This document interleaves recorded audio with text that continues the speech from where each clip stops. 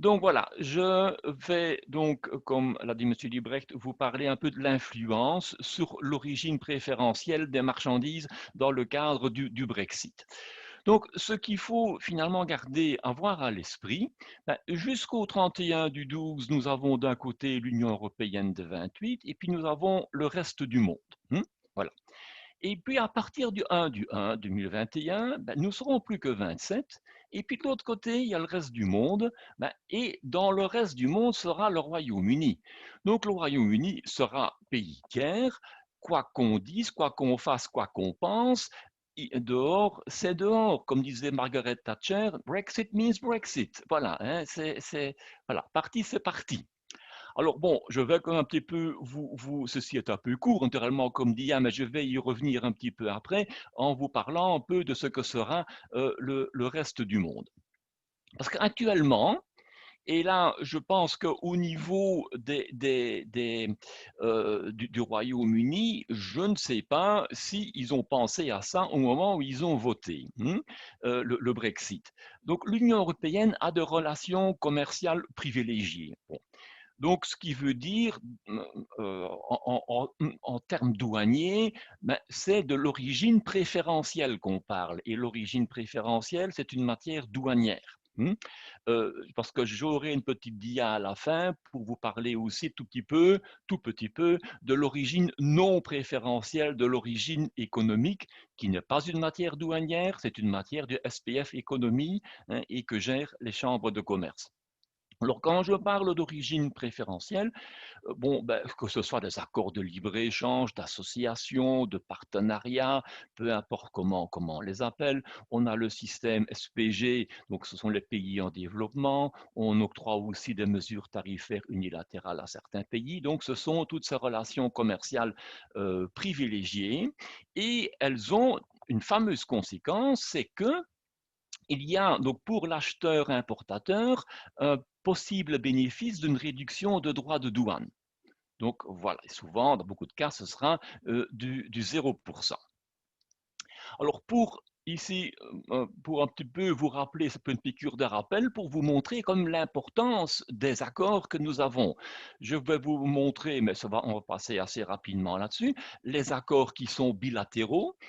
Donc ici, j'ai fait une petite liste. Vous avez des astérisques avec certaines régions en jaune et je vous donne après le détail de ces pays qui font partie de cette zone d'accord. Donc déjà ici, il y en a une belle liste. Donc je suis dans les accords bilatéraux. Voilà la suite des pays avec lesquels nous avons un accord bilatéral. Donc ce qui veut dire, dans les deux sens, quand on importe ou on exporte, l'acheteur-importateur peut bénéficier d'une réduction de droits de douane. Et cette liste, ben, elle continue. Donc voilà. Alors, comment ça se passe?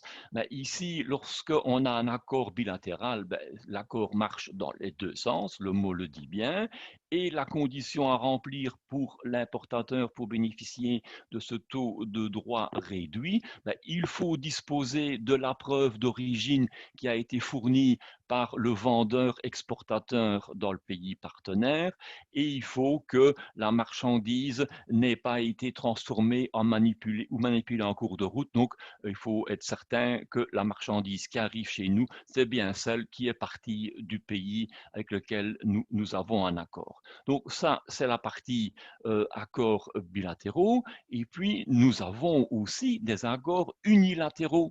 Donc, c'est l'Union européenne qui octroie là un avantage fiscal à certains pays.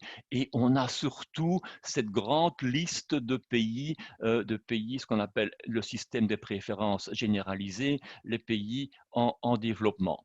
Et puis on a aussi ces territoires, pays et territoires d'outre-mer, parmi lesquels quand même il y a trois territoires qui octroient, même si l'accord au départ est bilatéral, mais il y a trois territoires qui dépendent de la France qui octroient aussi un avantage fiscal lorsque nous leur envoyons des marchandises avec l'origine préférentielle de l'Union européenne. Alors, comment fonctionnent les accords unilatéraux? Ben, lorsque nous vendons vers le pays avec lequel qui font partie des accords unilatéraux, il n'y a pas de réduction pour l'acheteur-importateur. La réduction est uniquement accordée à l'importateur de l'Union européenne. Donc, et les conditions à remplir de nouveau pour l'importateur européen pour bénéficier de ce taux de droit de douane réduit, ben, c'est d'avoir la preuve d'origine délivrée par le vendeur exportateur. Et aussi, il faut que la marchandise, on parle de transport direct, mais derrière ça, il y a l'idée de non-manipulation de la marchandise en cours de route pendant le transport. Et puis, à côté des accords bilatéraux, unilatéraux, nous avons aussi encore des unions douanières. Bon, je vous cite ici les 3 unions douanières que nous avons, la Turquie, Andorre et la République de Saint-Marin. Maintenant, j'en conviens que ce n'est pas avec Andorre et avec Saint-Marin qu'on a le gros de notre trafic. Mais la Turquie reste néanmoins un partenaire très important pour l'Union européenne. Alors, petit rappel encore aussi, ben, c'est quoi une union douanière? Ben, la plus belle union douanière que nous connaissons au quotidien et que nous vivons au quotidien, ben, c'est l'Union européenne. Tous les membres d'une union douanière, qui font une union douanière, ils ne se payent pas des droits de douane entre eux. Donc, l'abolition des droits entre les pays faisant partie d'une union douanière. Euh, Vis-à-vis du monde extérieur, nous avons un tarif douanier commun. Donc, une marchandise qui vient d'un pays tiers, qu'elle rentre par le port de Hambourg ou par Zeebrugge ou par Marseille, ben, elle est soumise à la même législation douanière et elle est soumise au même tarif douanier commun. Et donc, la base, c'est la libre pratique dont Mme Konings parlait dans sa présentation. Une marchandise en libre pratique, ben, elle est libre de droit, elle circule librement dans une union douanière. Alors, le principe ici le schéma d'une union douanière, bon ben, on ne se paye pas des droits de douane de l'un à l'autre. Moi, j'ai pris ici, forcément, comme la Turquie, qui est un pays tiers, avec lequel nous avons une union douanière. Quelles sont les marchandises qui peuvent bénéficier dans ce cadre-là du non-paiement de droits? Ben, ce sont des marchandises qui ont été entièrement obtenues. Euh, Aussi des marchandises qui ont été importées et mises en libre pratique, donc pour lesquelles on a acquitté les droits et qui circulent donc librement, et puis les produits qui ont été fabriqués avec des matières importées, mais ces matières ont été mises en libre pratique, donc pour lesquelles on a aussi acquitté les droits de douane. Alors, voilà comment le schéma va se présenter au 1 du 1 2021 et donc l'Union européenne de 27. Et puis, à côté de ça, nous avons un grand groupe de pays qui sont tous des pays tiers, ce que j'appelais tout à l'heure le reste du monde. Nous avons des pays avec lesquels nous avons un accord, donc accord que je viens de citer, que ce soit accords bilatéraux, unilatéraux ou union douanière. Et puis nous avons des pays sans accord, et ici, on peut mettre la Chine, la Russie, par exemple, les États-Unis, voilà. Et puis le Royaume-Uni, je l'ai mis là entre les deux parce que ben, on ne sait pas encore très bien vers quel côté il va pencher. Bon, ben, on verra. Donc, les négociations étant toujours en cours. Donc, de toute façon, quoi qu'il en soit, le Royaume-Uni sera un pays tiers, quoi qu'on pense, quoi qu'on dise, et finalement, les opérations douanières à effectuer, ben, ce sera comme remplacer Royaume-Uni par Chine, c'est pareil. Lorsqu'on importe de Chine, on fait un document d'importation. Lorsqu'on exporte vers la Chine, on fait un document d'exportation. Donc, il y a des opérations douanières à faire, quoi qu'il en soit. Alors, et je pense que ça, je ne sais pas s'ils se sont rendus compte de ça au départ, lorsqu'on a voté le Brexit, à partir du 1 2021, j'ai mis le Royaume-Uni, il sera seul au monde. Tous toute la relation commerciale privilégiée dont le Royaume-Uni bénéficiait en faisant partie de l'Union européenne de 28, ben, tout ça, ce sera du passé. Tout ce qu'ils vont importer de Suisse, du Maroc, de Turquie, de Canada, du Japon, etc., ben, ce sera soumis à des droits de douane. Il n'y aura plus d'accord préférentiel. Donc, voilà, ce sera leur problème. Maintenant, s'ils veulent de nouveau un accord avec certains pays, je pense ils devront commencer à négocier. À un moment donné, Trump s'était réjoui du Brexit et avait promis à Boris Johnson qu'ils iraient vers un accord de libre-échange entre le Royaume-Uni et les États-Unis. Bon, ben, Trump, maintenant, ben, s'en va. Hein, donc, bon, je ne sais pas ce que l'avenir va nous réserver à ce niveau-là. Alors, maintenant, quand je vous dis le Royaume-Uni sera seul au monde, il ne sera plus dans aucun accord au niveau de l'origine préférentielle. Et moi, je me limite ici, hein, à cette matière d'origine préférentielle. Et je vais vous donner quelques cas concret, parce qu'il y a des sociétés qui ont imaginé des scénarios, mais qui ne sont pas possibles. Hein. Donc, on va passer quelques cas en revue et finalement, je résumerai tout ça par une seule dia, mais je pense que en se rendant compte de certains cas bien précis, on va peut se rendre compte de qu'est-ce que ça a comme implication pour nous aussi, nous, sociétés européennes.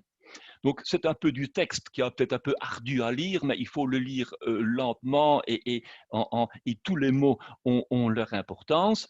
Donc, toute marchandise, euh, toute marchandise donc, qui a été produite au Royaume-Uni, donc avant la fin de la période de transition, et qui actuellement a l'origine préférentielle, qui a l'origine Union européenne grâce à la production Royaume-Uni, lorsqu'elle sera importée l'année prochaine, donc après le 31 du 12 en Union européenne, ben, elle ne sera plus considérée comme européenne. Voilà, ça sera une marchandise tierce.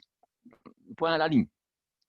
Donc, toute marchandise aussi produite en Union européenne, donc encore maintenant, donc avant la fin de la période de transition, et qui va être délocalisée ou être vendue, ou enfin peu importe, elle va se trouver au Royaume-Uni avant la fin de la période de transition, donc avant le 31 du 12, lorsqu'elle va revenir après le 31 du 12, revenir en 2021, elle ne sera pas considérée comme originaire de l'UE, elle aura perdu son origine préférentielle de l'Union européenne. Ce qu'on devra faire, ce sera jouer sur le principe de marchandise en retour. Là, bon, je pense qu'on va quand même avoir quelques petits soucis parce que si elle a été vendue cette année vers le Royaume-Uni, vous n'aurez pas de document d'exportation qui aura été fait. Lorsque vous voudrez prouver que l'année prochaine, cette marchandise qui revient, c'est celle que vous avez vendue cette année, il faudra apporter des preuves. Ensuite, cas suivant, des marchandises originaires d'un pays partenaire de l'UE. Je prends un exemple, je prends la Suisse, qui aujourd'hui, donc avant la période de transition, fin de la période de transition, sont importées au Royaume-Uni et qui, dans ce cadre du Royaume-Uni faisant partie de l'Union européenne, donc sont importées à un taux préférentiel parce que, vu l'accord avec UE Suisse, ces marchandises, elles perdent cette origine préférentielle lorsqu'elles sont importées en Union européenne, donc en provenance du Royaume-Uni, après le 31 du 12. Et donc, cette marchandise suisse serait restée qui aurait été donc importée au Royaume-Uni, restée quelque temps et qui revient chez nous en Union européenne, elle aura perdu cette préférence qu'elle a, préférence suisse, parce qu'elle a transité par le Royaume-Uni. Alors, cas suivant, toute preuve d'origine préférentielle, donc émise en Union européenne, donc relative, relative à des produits avec un intrant du Royaume-Uni, ou bien aussi une preuve émise ici au Royaume-Uni avant le 31 du 12. Elle restera valable après le 31 du 12 si l'exportation a eu lieu avant le 31 du 12. Donc, bien faire attention à ça. Et puis, un domaine, je pense, qu'on néglige un peu et auquel il faudra faire très attention, ce sont les déclarations de fournisseurs. Donc, c'est en deux mots, qu'est-ce que c'est une déclaration de fournisseur? C'est un document qui est utilisé à l'intérieur de l'UE et grâce auquel un fournisseur dit à son client: la marchandise que je vous vends a l'origine préférentielle de l'Union européenne et répond aux critères d'origine dans tous les accords ou dans certains accords éventuellement. Donc c'est un document d'échange d'informations entre opérateurs européens. Et alors là, là aussi, le Brexit va avoir des conséquences. Les déclarations de fournisseurs qui sont émises par des opérateurs du Royaume-Uni, encore pour le moment, elles perdent leur validité au 1er janvier l'année prochaine. Parce que là, il y avait des sociétés qui avaient imaginé que pour pouvoir encore par la suite revendre des marchandises avec l'origine européenne parce que je les achète au Royaume-Uni avec une déclaration de fournisseur, vous pouvez avoir du stock chez vous pour encore 10 années, mais cette marchandise achetée aujourd'hui avec déclaration de fournisseur, certifiant l'origine préférentielle UE, donc venant du Royaume-Uni, au 1er janvier, ça sera une marchandise tierce. Alors, les déclarations de fournisseurs que vous, opérateurs belges, enfin, ou les opérateurs des 27 États membres émettent pour des produits donc, ayant l'origine préférentielle de l'UE grâce à un intrant ou un composant du Royaume-Uni, cette déclaration de fournisseurs perdent aussi leur validité et vous devez, et je l'ai mis en majuscule, vous devez en avertir vos clients. Vos clients doivent savoir, tiens, ce que vous leur vendez aujourd'hui parce que vous l'avez peut-être acheté au Royaume-Uni ou vous fabriquez avec des composants du Royaume-Uni, vous avez l'origine préférentielle grâce à ça, et vos clients ne peuvent pas le deviner parce que vous leur dites simplement, à un moment donné, ce que je vous vends à l'origine préférentielle de l'UE, mais vous ne dites pas que vous l'avez acheté au Royaume-Uni, ça ne le regarde pas. Donc maintenant, vous devez lui dire, attention, ce que je vous ai dit jusque maintenant et ce que je vous vendais comme originaire de l'Union européenne, bien ça ne l'est plus. Vous devez avertir vos clients. Ne pas l'oublier. Alors, c'est la même chose dans l'autre sens. Vos fournisseurs ont forcément cette même obligation. Ce que vous avez acheté, vous, auprès de fournisseurs ailleurs en Union européenne et qui vous ont délivré des déclarations de fournisseurs, et ces déclarations de fournisseurs ne sont plus valables parce que chez votre fournisseur, il a obtenu l'origine préférentielle grâce à un intrant du Royaume-Uni, il va aussi devoir vous en avertir et vous allez donc du coup peut-être aussi perdre la chaîne de l'origine parce que ce composant acheté en France, en Italie, en Allemagne, avec une déclaration de fournisseur, vous permet d'avoir l'origine préférentielle lorsque vous exportez, lorsque vous vendez, vous allez peut-être, à cause de ça, perdre l'origine préférentielle de vos produits. Alors, petite remarque pour un peu adoucir tout ce côté négatif, des preuves d'origine préférentielle de l'UE peuvent encore être émises après la période transitoire, mais pour des exportations, bien sûr, qui ont eu lieu avant le 31 du 12. Et il peut s'agir de duplicata, hein, de certificats qui auraient été perdus, ou bien toute preuve d'origine qu'on aurait oublié d'émettre et qu'on va alors émettre a posteriori, que ce soit des heures 1 a posteriori ou des déclarations d'origine sur facture. Et en fait, finalement, tout ce que je viens de raconter jusque maintenant, et finalement, j'aurais pu limiter ma présentation à cette unique dia, mais ça aurait été un petit peu court, parce qu'il faut bien un petit peu emballer, un petit peu donner les tenants, les aboutissants. Ceci résume toute la situation, et finalement, voilà cette phrase qui résume tout. Donc, tout produit qui, avant la fin de cette année, quel que soit l'endroit où il se trouve, donc l'Union européenne de 27 ou le Royaume-Uni, il peut bénéficier aujourd'hui de l'origine préférentielle de l'UE grâce à un composant ou un intrant du Royaume-Uni, mais il perd cette origine à partir du 1 du 1 2020. Point à la ligne. Il y a pas beaucoup à discuter ou à tergiverser. C'est comme ça. Voilà. Donc ici, donc, je me suis limité ici à l'origine, enfin limité à l'origine préférentielle. Ça ne concerne encore qu'une petite partie de tout ce qui tourne autour du Brexit, naturellement des conséquences du Brexit.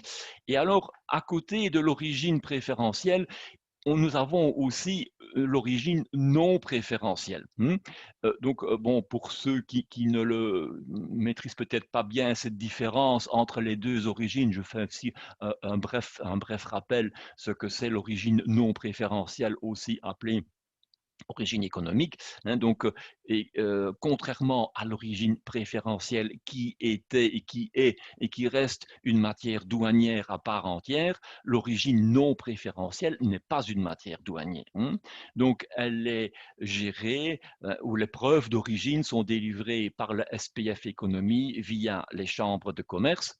Et qu'est-ce qu'il y a derrière l'origine, je caricature, je limite un peu naturellement ici, derrière l'origine non préférentielle, c'est le made in, hein, c'est l'image de marque. Et donc, lorsque vous avez besoin d'une preuve d'origine non préférentielle, vous allez à la chambre de commerce et vous avez, avec votre certificat, vous avez un beau cachet, ou bien vous utilisez DigiChambers. Mais ce qu'il faut savoir par rapport à l'origine non préférentielle, ici, en dehors de l'image de marque, il n'y a pas d'avantage fiscal qui est lié à l'origine non préférentielle. Donc, l'acheteur-importateur ne payera pas pour la cause moins de droits de douane.